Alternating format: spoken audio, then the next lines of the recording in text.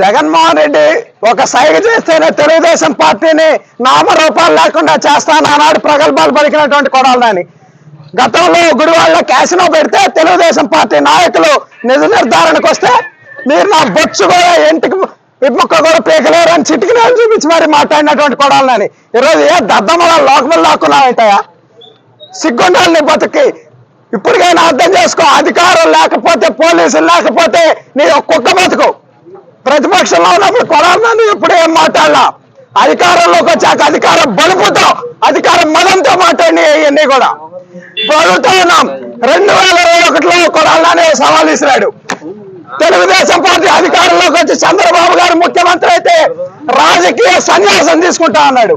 ఈరోజు అడుగుతా ఉన్నాం కొడాలని రాజకీయ సన్యాసం తీసుకోవడానికి రెడీగా ఉన్నామని అడుగుతా ఉన్నాం. ఇంట్లో దాక్కున్నాడు పిరిగిపోత దాక్కున్నట్టు. గుడివాడ ప్రజలు భారీ మెజార్టీతో తెలుగుదేశం పార్టీని గెలిపించారంటే అది నీ మీద ప్రజలకు ఉన్నటువంటి ఒక చేత్కారం అని ఈ సందర్భంగా తెలియజేస్తా ఉన్నాం.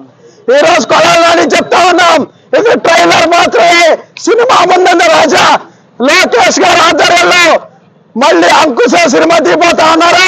నిన్నే రామిరెడ్డి గారు పెడతారని కూడా ఈ సందర్భంగా చెప్తా ఉన్నాం.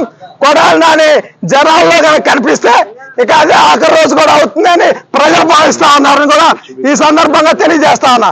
పీకుతావా బొచ్చు పీకు రమ్మంటావుగా రాబోయేరా బొచ్చు పీకుతారా రండి అన్నావుగా. చంద్రబాబు స్థాయి కాదు ఇది, మా స్థాయి సరిపోతుంది. రాబోయేరా కొడాలని.